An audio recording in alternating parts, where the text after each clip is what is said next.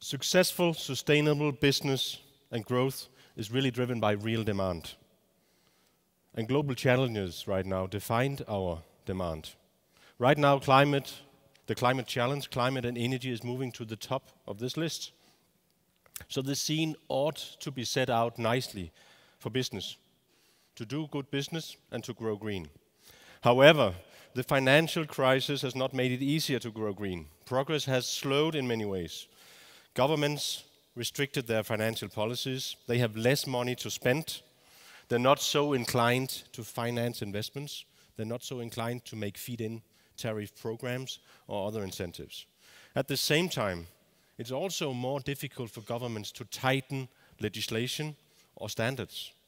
It is not the time where it's good to actually burden business and societies with more burdens, or actually put the competitiveness of the societies, of the businesses at risk. In addition, companies are under pressure on earnings, and many customers hesitate to spend.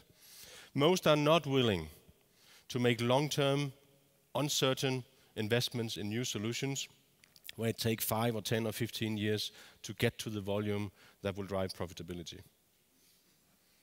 This is not the end of green. Green is still attractive, but it better be easy and at little extra cost. So focus must be obtaining good results quickly, or you can call it short payback times. Right now, customers prefer simple solutions that allow them to pick low-hanging fruits.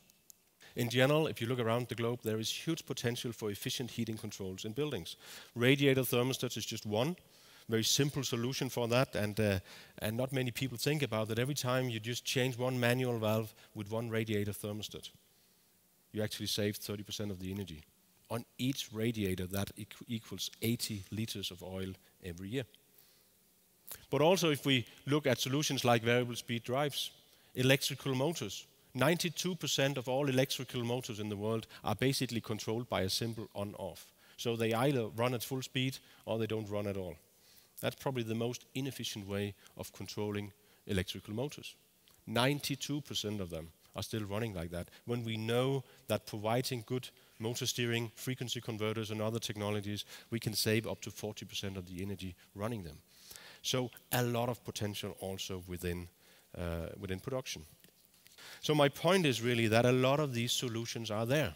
And it's not so much about just saying now business needs to innovate. No, a lot of the solutions are there, and now we need to get those solutions in play. So in summary, it is really the global challenges that provides the demand for business. Climate and energy is moving up on that list. Focus really needs to be on energy efficiency, because that is by far the lowest hanging fruit, the shortest payback times. But we have to cater for different needs around the globe. China is different from Germany, and we need the right solutions in the right markets right away. And those businesses who really have the solutions and understand how to play the differences in the market, I think they will be able to do good business while growing green. Thank you.